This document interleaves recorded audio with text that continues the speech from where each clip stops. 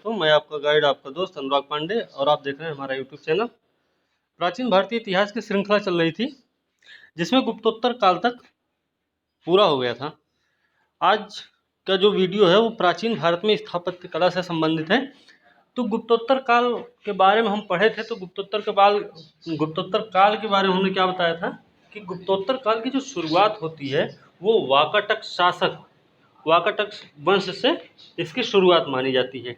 ठीक है, तो इसमें हमने खट दर्शन के बारे में भी बताया था। इसके अलावा हमने वाकाटक जो बताए थे हम आपको, वाकाटक वंश जो था उसकी राजधानी क्या थी? नंदीवर्धन। नंदीवर्धन राजधानी थी, और वाकाटक जो थे वो विदर्भ क्षेत्र से संबंधित थे। ठीक है, ये हमने पिछले वीडियो में बताया था, गुप्तोत्तर काल जब आपको बता रहे थे। तो ये सब चीज़ें हम आपको बता चुके थे। चलिए अब देखते हैं हम, आज है प्राचीन भारत में स्थापत्य कला।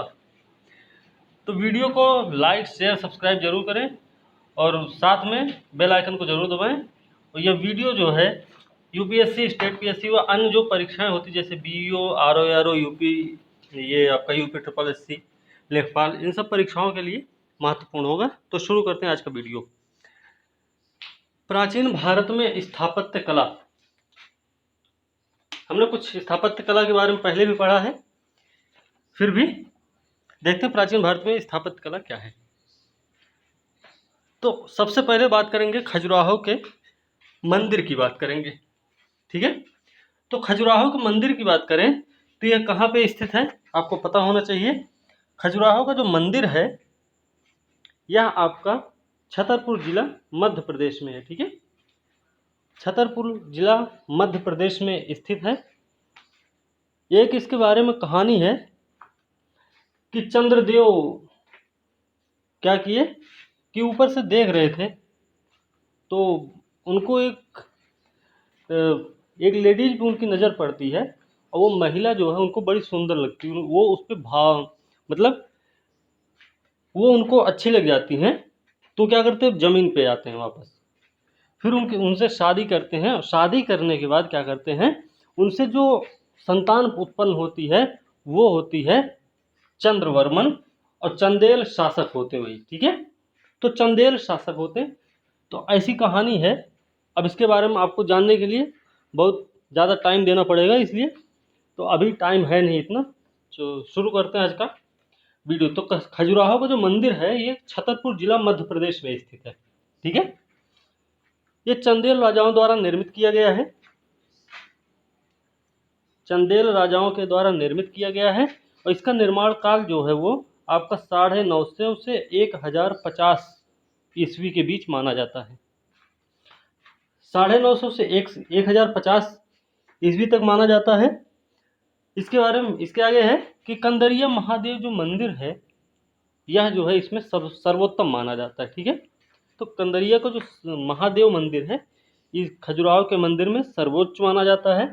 ये जो मंदिर है ये कैसे है, किस धर्म से संबंधित है, तो इसके बारे में आपको पता होना चाहिए। ये वैष्णव, शैव, शाक्त मतलब हिंदू, और जैन धर्म से संबंधित, मतलब हिंदू धर्म से संबंधित है और जैन धर्म से संबंधित है। अगर हिंदू धर्म की बात होती तो हिंदू धर्म में भी किससे, वैष्णव, शैव और शाक्त धर्म से। ठीक है, ये चीज़ें आपको ध्यान में रखनी है। आगे एक मंदिर है मातंगेश्वर मंदिर। मातंगेश्वर जो मंदिर है आपका वो भगवान शिव को समर्पित है। मातंगेश्वर मंदिर भगवान शिव को समर्पित है, और इसका निर्माण हुआ था राजा धंग के समय पर। ठीक है, तो राजा धंग के समय पे मातंगेश्वर मंदिर का निर्माण हुआ, जो कि कहाँ पे है, खजुराहो के जो मंदिर समूह हैं उनमें से एक है। इसके साथ ही राजा धंग के काल में निर्मित हुआ है और भगवान शिव को समर्पित है।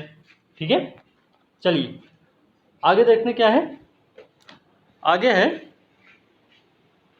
इसकी जो शैली है, शैली कैसी है इसकी, नागर है।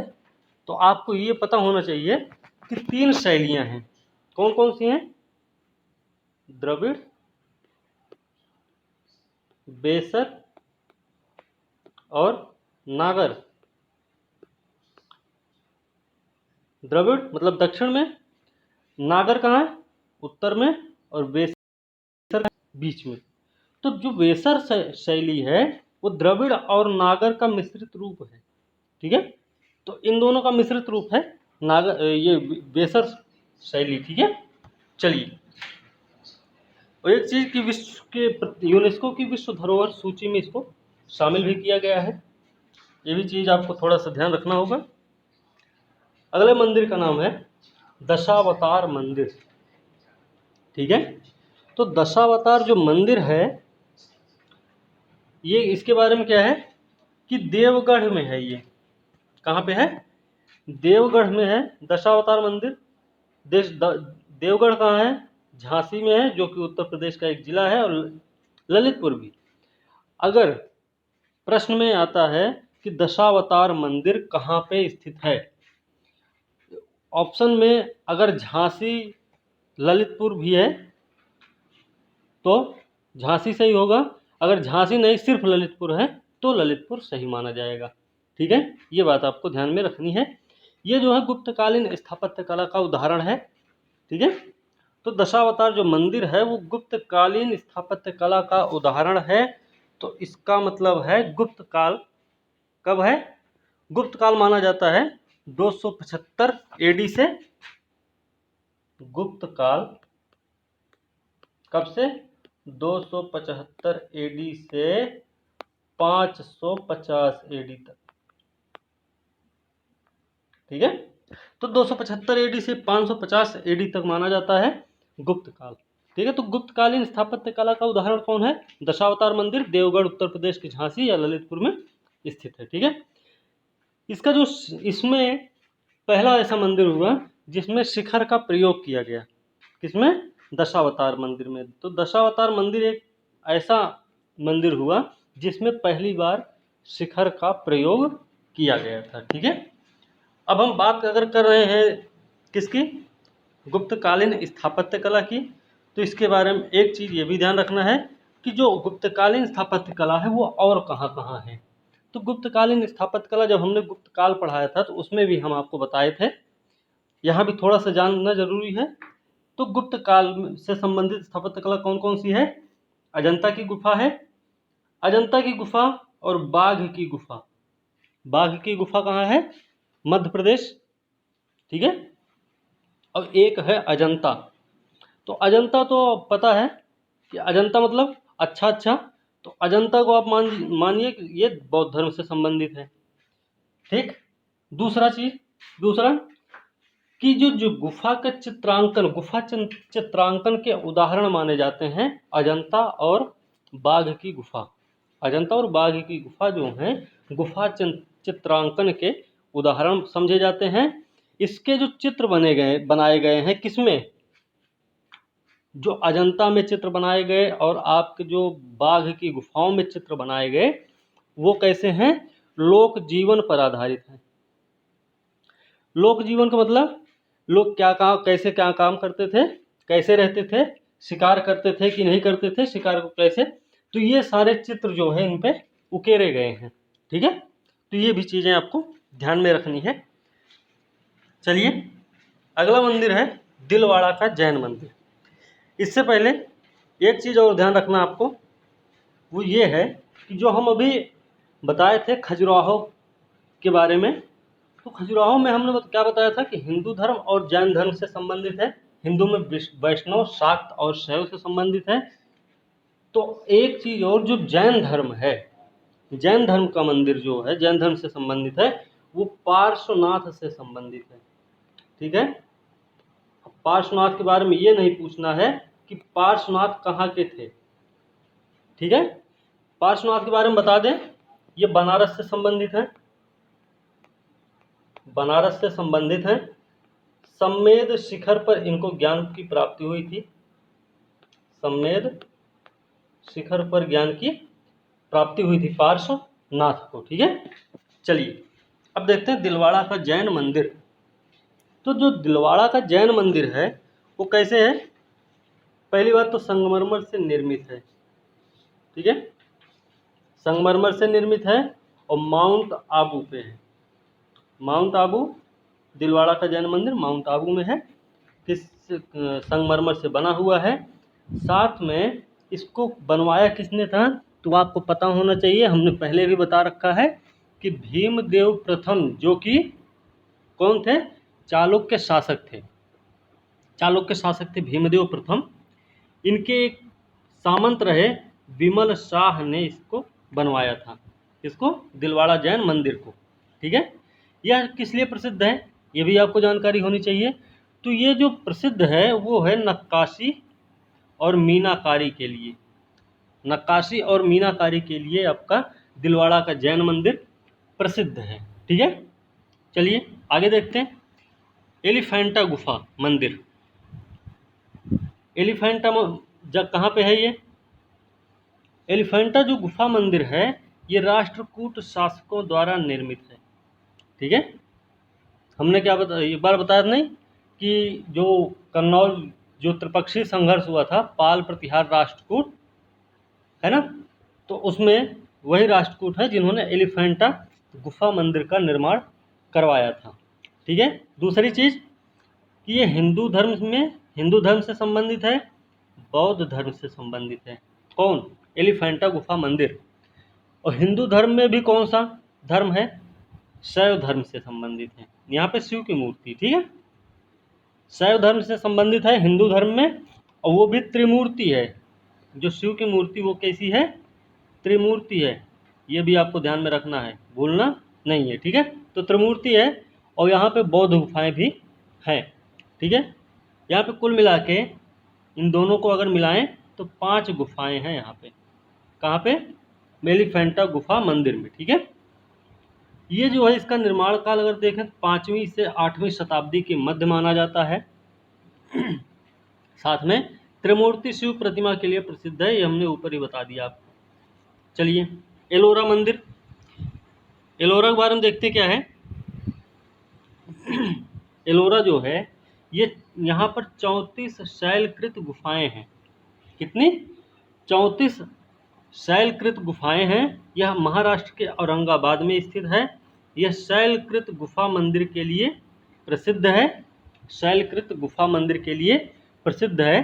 साथ में ध्यान रखना है कि कौन कौन से धर्म से संबंधित है, कि बौद्ध धर्म से संबंधित है, हिंदू धर्म से संबंधित है और जैन धर्म से संबंधित है। अब इसमें गुफाओं की संख्या है, जैसे 1 से 12 तक की गुफाएं किसकी हैं? बौद्ध धर्म से हैं। 13 से 29 तक की किसकी हैं? हिंदू धर्म से संबंधित हैं। और 30 से 34 के बीच आपकी जैन धर्म से संबंधित हैं। ठीक है, अब अगर इसमें पूछा जाए या स्टेटमेंट में आए, जो एलोरा की गुफाएं हैं उसमें सबसे ज़्यादा हिंदू धर्म के लिए हैं। तो 13 से 29 की अगर संख्या में देखा जाए कितने होते हैं, तो 1 से 12 तक वो हुआ, और उसके बाद 13 से 29 तक मतलब 17 गुफाएं जो हैं हिंदू धर्म से संबंधित हैं। तो आप देख लीजिए 17 हिंदू धर्म से, बाकी 17 में क्या है? बौद्ध धर्म से और जैन धर्म से संबंधित। ठीक है, तो इस हिसाब से हिंदू धर्म के जो मंदिर हैं वहाँ पे सबसे ज़्यादा है। चलिए एक मंदिर है यहीं पे, कैलाश मंदिर। कैलाश मंदिर है जो कि स्थापत्य कला का उदाहरण माना जाता है। कैलाश मंदिर स्थापत्य कला का उदाहरण माना जाता है और इसका निर्माण करवाया था राष्ट्रकूट शासक कृष्ण प्रथम ने। कृष्ण प्रथम जो कि राष्ट्रकूट शासक है, इसने कैलाश मंदिर का निर्माण एलोरा में करवाया था। ठीक है, यहाँ तक आपको बातें क्लियर हो गई होंगी। चलिए आगे देखते हैं। नासिक की बौद्ध गुफाओं को पांडुलेन कहा जाता है। पांडुलेन कहा जाता है। जो नासिक की बौद्ध गुफाएं हैं, ये प्रश्न पहले आ चुका है एक बार कि पांडुलेन क्या है, तो आपको पता होना चाहिए जो पांडुलेन है वो क्या है। नासिक में जो बौद्ध गुफाएं हैं उनको पांडुलेन कहा जाता है। ठीक है, पांडुलेन। चलिए आगे है अजंता की गुफाएं।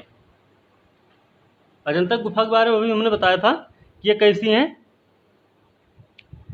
गुफा चित्रांकन के लिए प्रसिद्ध हैं। साथ ही इन पे जो चित्र बनाए गए हैं वो कैसे हैं आपके? ये हैं लोक जीवन से संबंधित, और गुप्तकालीन भी चित्र यहाँ पे हैं। तो अब देखते हैं अजंता की गुफा। तो अजंता की गुफा जो है वो वाकाटकों के अधीन जो राजसी संरक्षण और इनको जागीरदारों द्वारा निर्मित की गई हैं।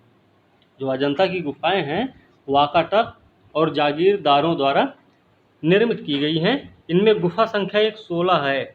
अजंता में एक गुफा संख्या 16 जो मरणासन राजकुमारी का चित्र बना हुआ है। इसमें गुफा संख्या 16 में किसका चित्र है? मरणासन राजकुमारी का चित्र है। और गुफा संख्या 16 के बारे में कहा जाता है कि हरिसेन है। कौन है ये? हरिसेन वाकाटक का मंत्री है। नहीं, हरिसेन जो हैं वाकाटक शासक हैं और इनके एक मंत्री हैं वराहदेव ने। वाकाटक शासक हैं हरिसेन, इनके एक मंत्री हैं, नाम है वराहदेव। इन्होंने बौद्ध संघ को क्या किया था? गुफा संख्या 16 को दान में दिया था। ये भी चीज़ आपको ध्यान रखना है कि किसने दान में दिया, तो वराहदेव ने दिया। वराहदेव कौन है? हरिसेन जो कि वाकाटक शासक है उसका मंत्री था। ठीक है, ये बातें आपको क्लियर हुई। इसके जो चित्र हैं मतलब किसके? अजंता की गुफा के, वो तकनीकी दृष्टि से विश्व में प्रथम स्थान रखते हैं। इनके जो चित्र हैं तकनीकी दृष्टि से अगर देखा जाए तो ये विश्व में प्रथम स्थान पर आते हैं। ठीक है, अधिकतर चित्र कैसे हैं यहाँ के? जातक कथाओं पर निर्मित है। जातक कथाएं क्या हैं? बुद्ध के जन्म से पूर्व की जो कहानियां हैं वो क्या है? जातक कथाएं हैं। ठीक है, तो जातक कथाओं से संबंधित ज़्यादातर यहाँ पे चित्र बनाए गए हैं। ये भी आपको समझ में आ गया होगा। अब देखते हैं कोणार्क का सूर्य मंदिर। कोणार्क सूर्य मंदिर के बारे में क्या जानना है कि जो कोणार्क का सूर्य मंदिर है वो पहली बात तो उड़ीसा में पुरी में स्थित है। ठीक है, पुरी में स्थित है। हमने एक बार वीडियो में बताया था जब कि शंकराचार्य ने 4 मठ बनाए थे। तो जो पूर्व का प्रतिनिधित्व करता है मठ, उसका नाम है जगन्नाथपुरी। ठीक है, तो जगन्नाथपुरी उड़ीसा में ही है और उड़ीसा में पुरी एक जगह है, यहीं पे है कोणार्क का सूर्य मंदिर। तो ये बनवाया कब गया था? तो नरसिंह वर्मन प्रथम है, चोडगंग नाम है इनका। नरसिंह वर्मन प्रथम है, चोडगंग इनका नाम है। इन्होंने इसको बनवाया था कब? 13वीं शताब्दी में। 13वीं शताब्दी में किसने? नरसिंह वर्मन प्रथम चोडगंग ने बनवाया था। इसकी यह जो है विशिष्ट शैली के लिए प्रसिद्ध है। ठीक है, विशिष्ट शैली के लिए प्रसिद्ध है। इसका जो आधार है वो चबूतरा है, मतलब मंदिर जो है जमीन पर नहीं है, चबूतरे पर बनाया गया है। एक चीज़। दूसरा, इसके जो वास्तुकार रहे हैं वो है विशु नाम है उनका, जो इसके चित्रकार रहे हैं। ठीक है, साथ में ये भी ध्यान रखना ये किससे बनाया गया? तो लाल बलुआ पत्थर और ग्रेनाइट चट्टानों से निर्मित है। ठीक है, तो लाल बलुआ पत्थर और ग्रेनाइट की चट्टानों से निर्मित किया गया है। ये भी आपको ध्यान में होना चाहिए। साथ में ये भी ध्यान होना चाहिए कि जो पूरा मंदिर है किसका? कोणार्क का जो सूर्य मंदिर है वो पूरी तरह से रथ की आकृति का है। ठीक है, उसमें क्या दिखाया जाता है कि उसमें दिखाया जाता है कि 12 जोड़ी पहिए लगे हुए हैं। ठीक है, और घोड़े जो हैं 7 घोड़े इनको खींच रहे हैं, ऐसा दिखाया गया उसमें। तो वो रथ पे बना हुआ है पूरा मंदिर। अब इसके बारे में अब देखिए, ये जो अश्व हैं और ये जो पहिए हैं 12 जोड़ी, ये भी कुछ कहते हैं। इनमें जो पहियों में तीलियां लगी हुई हैं वो भी अलग कुछ कह रही हैं। ठीक है, तो क्या क्या कहते हैं सब, इसके बारे में थोड़ा ध्यान रखते हैं। अब देखिए, 7 घोड़े क्या बता रहे हैं? 7 दिन के बारे में बता रहे हैं, पहली चीज़ हो गई। अब देखिए, इसमें 12 जोड़ी पहिए का क्या मतलब है? 12 जोड़ी पहिया बोल दें या फिर हम बोल सकते हैं या फिर 24 पहिए। ठीक है, अब 24 पहिए इसमें हैं। अब एक बात बताइए, एक साल में कितने महीने होते हैं? 12 महीने होते हैं। ठीक है, हिंदी के हिसाब से देखें चाहे अंग्रेजी के हिसाब से देखें। तो हिंदी के हिसाब से अगर हम देखते हैं तो चैत्र बैसाख ज्येष्ठ आषाढ़ ऐसे आप करते जाएं तो लास्ट में क्या आता है? फाल्गुन। ठीक है, तो ये 12 जोड़ी जो पहिए हैं ये बताते हैं 12 महीनों के नाम। 12 महीनों को क्या करते हैं, ये 12 जोड़ी पहिए इंगित करते हैं। पहली चीज़ हो गई। दूसरी चीज़ हो गई 24 पहिए हैं, 12 जोड़ी तो हैं लेकिन 24 पहिए हैं, तो उनका क्या मतलब है, एक माह में कितना पखवाड़ा होता है, एक माह में होता है 2 पखवाड़ा।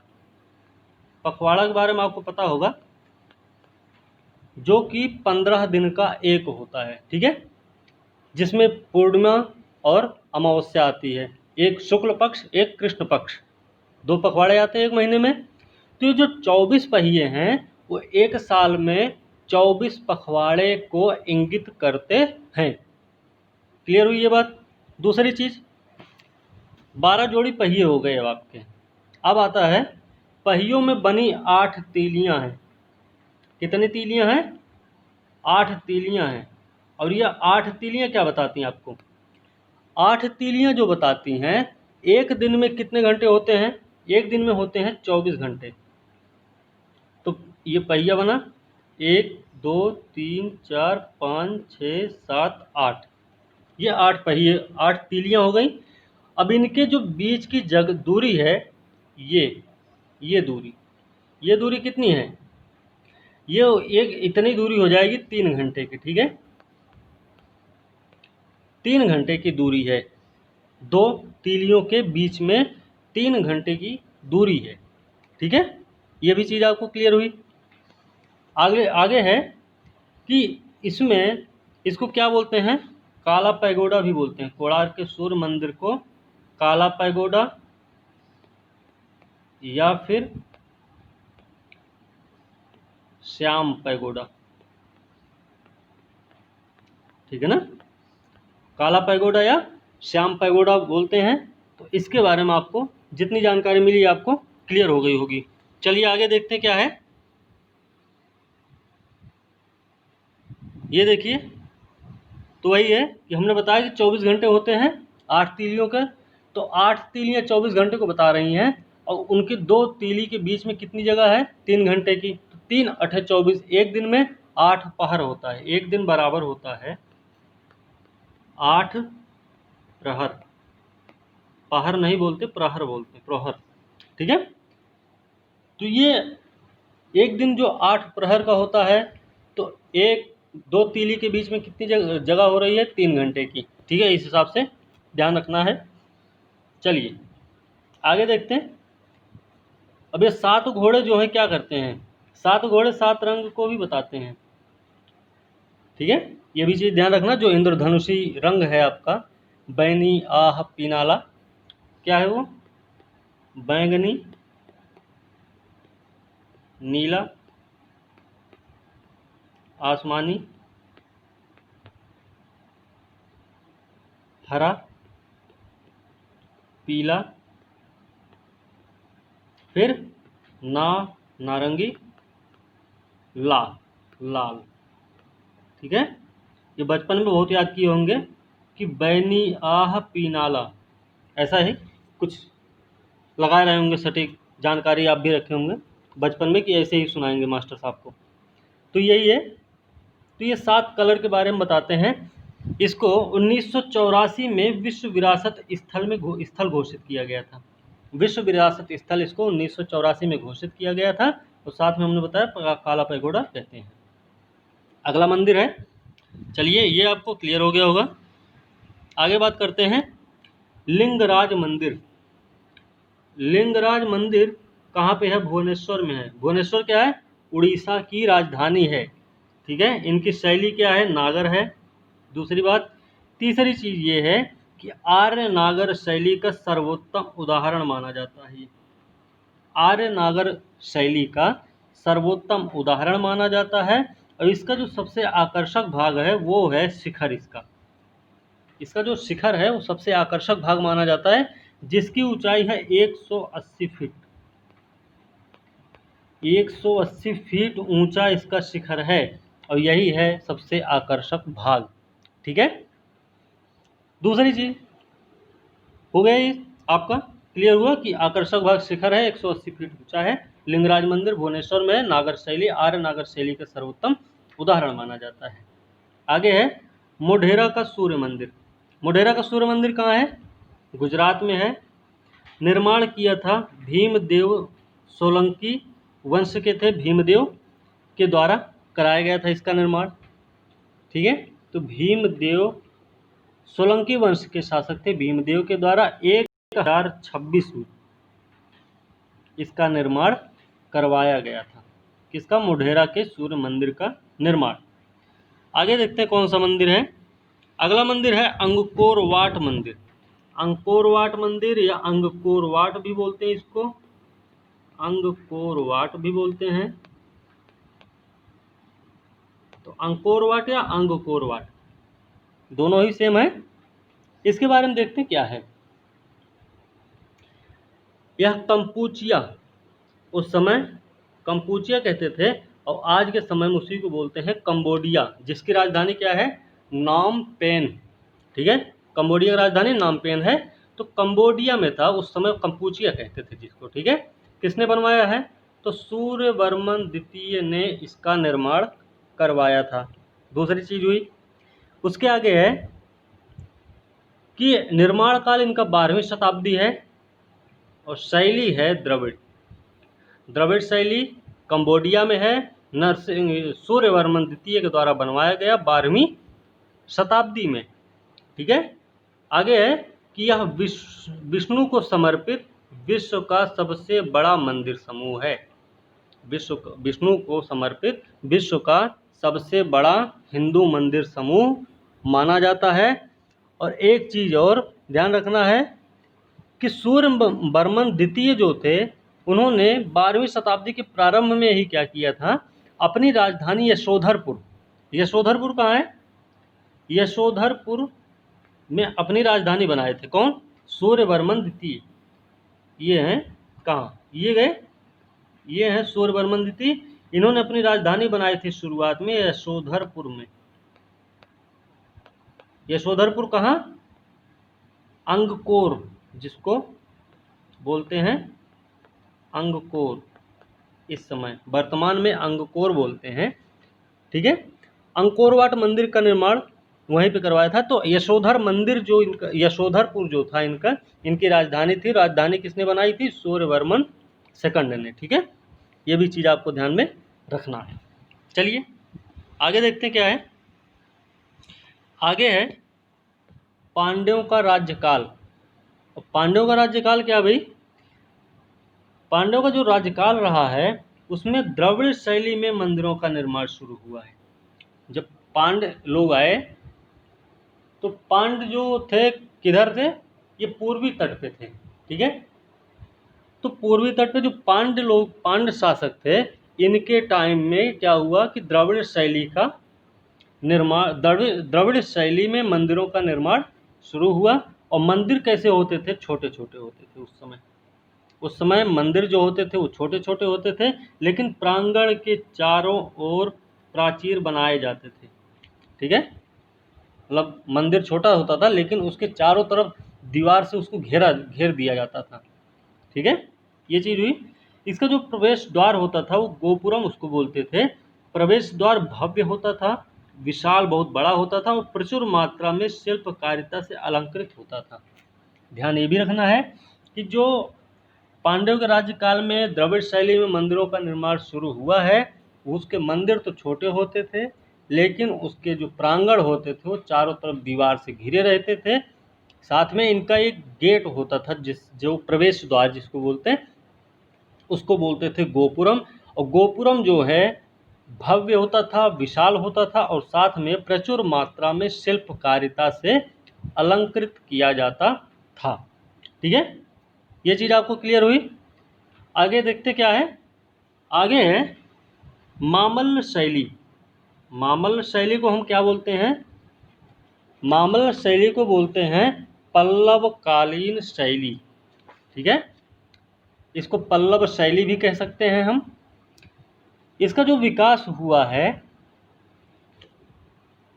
मामल्ल शैली का जो विकास हुआ है वो नरसिंह वर्मा प्रथम महामल्ल के टाइम पे हुआ था। ठीक है, इसका निर्माण, इसका विकास जो हुआ वो नरसिंह वर्मन प्रथम महामल्ल के समय में हुआ था, उन्होंने ही किया था। इसके तहत 2 प्रकार के स्मारक बने। ठीक है, दो प्रकार के स्मारक कौन कौन से थे? एक तो था मंडप और दूसरा था एकाश्मक मंदिर। इसके तहत मामल्ल शैली के तहत मंडप और एकाश्मक मंदिर का निर्माण हुआ। एकाश्मक मंदिर आपने रथ मंदिर के बारे में सुना होगा, तो वो रथ मंदिर कैसे हैं? एकाश्मक है। एकाश्मक का मतलब है एक एक एकाश्मक है एक प्लस अश्मक, ठीक है, मतलब एक ही पत्थर से क्या किए, वो निर्मित किए गए हैं, ठीक है, ये मतलब है इसका। और मंडप उस समय बनाए जाते थे, सबसे बड़ी बात। अब इसके बारे में अगर हम देखें तो ये महाबलीपुरम का जो रथ मंदिर है वही कौन कौन से हैं? द्रौपदी है, युधिष्ठिर मंदिर, क्या है, अर्जुन मंदिर, तो ये रथ मंदिर हैं। पांच रथ मंदिर है ना वहाँ पे। उन 5 रथ मंदिर में सबसे अलंकृत माना जाता है और सबसे चलायमान जो माना जाता है मंदिर, वो है द्रौपदी रथ मंदिर, ठीक है। द्रौपदी रथ मंदिर सबसे छोटा भी है और सबसे ज़्यादा अलंकृत और सबसे ज़्यादा मतलब वो चलायमान अवस्था में भी है, ठीक है। ये चीज़ आपको क्लियर होनी चाहिए। तो महाबलीपुरम का रथ मंदिर जो मामल्ल शैली में बने हुए हैं। चलिए आगे देखते हैं क्या है। राम सिंह शैली। राम सिंह शैली क्यों? राम सिंह शैली भी मामल्ल शैली का ही एक रूप है, लेकिन इसका निर्माण हुआ है नरसिंह वर्मन सेकंड राम सिंह राज सिंह के टाइम पे। राज सिंह है, सॉरी, राम सिंह नहीं, राज सिंह नाम है, राज सिंह शैली है ये। तो इसका निर्माण हुआ है किसके समय में? नरसिंह वर्मन द्वितीय राज सिंह के समय में हुआ है। इसकी शुरुआत हुई है, इसलिए इसको राज सिंह शैली भी कहते हैं। और इसमें शोर मंदिर है, ईश्वर मंदिर और मुकुंद मंदिर। कौन कौन से हैं? शोर मंदिर, मुकुंद मंदिर और ईश्वर मंदिर। ये 3 मंदिर हैं जो कि किस रूप में बनाए गए? राज सिंह शैली में बनाए गए हैं, ठीक है। ये चीज़ आपको क्लियर हुई। चलिए आगे देखते हैं क्या है। चोलकालीन स्थापत्य कला। चोलकालीन स्थापत्य कला क्या है? श्रीनिवासन नल्लूर का कोरंगनाथ मंदिर। श्रीनिवासन नल्लूर का कोरंगनाथ मंदिर जो है वो चोलकालीन स्थापत्य कला का उदाहरण माना जाता है। और इसका निर्माण कराया था परांतक फर्स्ट, जो कि चोल शासक हुआ करता था, ठीक है। तो परांतक फर्स्ट ने क्या कराया था? चोलकालीन श्रीनिवासन नल्लूर का कोरंगनाथ मंदिर का निर्माण करवाया था, ठीक है। आगे है राजराजेश्वर मंदिर। राजराजेश्वर मंदिर को ही बृहदेश्वर मंदिर भी बोलते हैं। और यह कहाँ पे है? तंजौर में। राजराजेश्वर या बृहदेश्वर मंदिर कहाँ पे है? तंजौर में स्थित है। और तंजौर में स्थित है, इसको बनवाया किसने था? तो चोल शासक थे, राजराज प्रथम ने बनवाए थे, ठीक है। साथ में ये भी पता होना चाहिए कि ये किससे बने हुए हैं। तो ये किससे बने हैं? ग्रेनाइट पत्थर से निर्मित हैं। ये किससे? ग्रेनाइट पत्थर से निर्मित मंदिर हैं, ठीक है। आगे है गंगैकोंड चोल मंदिर। गंगैकोंड चोलपुरम मंदिर। तो गंगैकोंड चोलपुरम मंदिर का निर्माण करवाया था राजेंद्र चोल ने, ठीक है। आप अभी बाद में जब पढ़ेंगे चोल चेर पांड्य संगम, जब हम पढ़ेंगे तो उसमें आपको पता चलेगा कि जो बंगाल की खाड़ी है उसको चोल झील कहा जाने लगा था। कब चोल झील कहा जा रहा? मतलब चोल के समय में ऐसा हुआ था। और चोल शासक वो कौन था जिसने ऐसा किया? तो राजेंद्र प्रथम। राजेंद्र जो था, राजेंद्र चोल, इन्हीं के टाइम में ये बंगाल की खाड़ी चोल झील में परिवर्तित हो गई थी। और गंगैकोंड चोलपुरम मंदिर का जो निर्माण किया गया है वो इसी बिहार पे हुआ है कि राजेंद्र चोल बताते हैं ये गंगा जल लेने के बहाने निकला था। कहाँ? बंगाल की तरफ। रास्ते में क्या किया? वहाँ पे जो राजा थे उस समय उनको पराजित किया और वहाँ से गंगा जल को ले आया। और नाम अपनी उपाधि उसने धारण की गंगैकोंड चोल, ठीक है। तो कहते हैं कि वो जीत के आया था, गंगा के क्षेत्र में जो गया था वहाँ पे, तो वहाँ से विजयी होके आया था, इसलिए उसने ये नाम रखा था, ठीक है। ये चीज़ आपको ध्यान रखनी है। तो राजेंद्र चोल क्या थे, इन्होंने गंगैकोंड चोलपुरम मंदिर का निर्माण करवाया था, ठीक है। दूसरी आगे क्या है, आगे है ऐरावतेश्वर मंदिर, इसी में है ये भी। तो ऐरावतेश्वर मंदिर का निर्माण दारासुरम में हुआ है। ऐरावतेश्वर मंदिर का निर्माण दारासुरम में किया गया और इसको बनवाया था राजराज द्वितीय ने।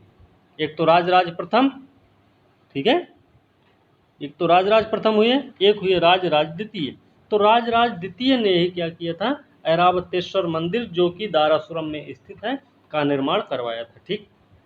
अगला मंदिर है कंपहरेश्वर या फिर त्रिभुवनेश्वर मंदिर।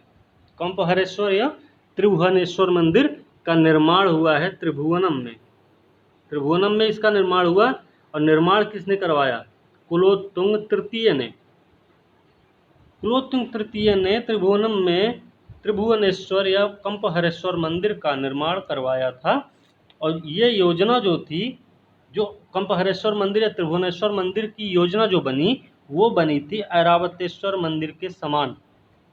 ऐरावतेश्वर मंदिर की ही नकल पे बनाया गया था कंपहरेश्वर या त्रिभुवनेश्वर मंदिर को, ठीक है। दूसरी चीज़, यहाँ पे मूर्तिकारी अधिक की गई है, मूर्तिकारी की यहाँ पे अधिकता है। तीसरा, नीलकंठ शास्त्री द्वारा इसको मूर्ति दीर्घा कहा गया है, ठीक है। तो मूर्ति दीर्घा ये प्रश्न पहले आ चुका है, तो इस पर भी थोड़ा ध्यान रखना है कि मूर्ति दीर्घा किसने कहा था, तो शास्त्री हैं नीलकंठ, इन्होंने कहा था कि यह क्या है, मूर्ति दीर्घा है, ठीक है। तो कुलोत्तुंग के बारे में एक चीज़ आपको पता होनी चाहिए कि कुलोत्तुंग जो थे वो शैव संप्रदाय के भगवान शिव के अनन्य भक्त थे। और इन्होंने क्या किया था, एक मंदिर जिसमें विष्णु की मूर्ति स्थापित की गई थी, उनको क्या किया, उखाड़ के उन्होंने समुद्र में फेंकवा दिया था। इतने अनन्य भक्त थे भगवान शिव के, ठीक है। ये चीज़ आपको भी ध्यान रखनी है। चलिए आगे देखते हैं क्या है। सोनगिरी मंदिर, सोनगिरी मंदिर आपका कहाँ पे है, मध्य प्रदेश में है। मध्य प्रदेश में कहाँ पे है, दतिया जिला, ठीक है। तो दतिया जिला है मध्य प्रदेश का, यहाँ पे है सोनगिरी मंदिर, जो कि दिगंबर जैनियों का पवित्र स्थान माना जाता है। हमने बताया था श्वेतांबर और दिगंबर दो संप्रदाय हुए जैन में, जो कि दूसरी बौद्ध संगीति में इनका विभाजन हो चुका था, ठीक है। तो श्वेतांबर के नेतृत्वकर्ता कौन हुए, स्थूलभद्र, क्योंकि वो स्थिर होकर रुक गए थे यहीं पे। और दूसरे रहे भद्रबाहु, मतलब वो चले गए थे यहाँ से अपने कुछ लोगों को लेके, और फिर वापस जब आए तो उन्होंने क्या किया, तभी बंटवारा हो गया, और बंटवारा जब हुआ तो नाम एक हुआ श्वेतांबर, एक हुआ दिगंबर, ठीक है, इस तरीके से। चलिए बहरहाल, तो दिगंबर जैनियों का पवित्र स्थान माना जाता है क्या, सोनगिरी जो मंदिर है, कहाँ पे है, मध्य प्रदेश के दतिया जिले में स्थित है, ठीक है। यहाँ पे 103 मंदिर हैं। यहाँ पे जो मंदिर हैं वो उनकी संख्या कितनी है, वो है 103। और इसमें एक मंदिर है 57 नंबर का जो मंदिर है वो भगवान चंद्र प्रभु से संबंधित है। तो ये भी ध्यान रखना कि 57वां मंदिर जो है वो भगवान चंद्र प्रभु से संबंधित है, ठीक है ना। अब देखते हैं विरूपाक्ष मंदिर कहाँ पे है, हम्पी। भगवान शिव के विरूपाक्ष रूप को समर्पित है ये। अच्छा, हम्पी के बारे में क्या कहा जाता है कि विजयनगर के ध्वंस अवशेष यहाँ पे प्राप्त होते हैं, ठीक है। तो ये चीज़ें भी आपको थोड़ा ध्यान रखना है। चलिए आगे है भारतीय मंदिर वास्तुकला शैली। प्रश्न एक बार आया हुआ है, यूपीएससी में ही आया था कि नागर, द्रविड़ और बेसर किससे संबंधित हैं।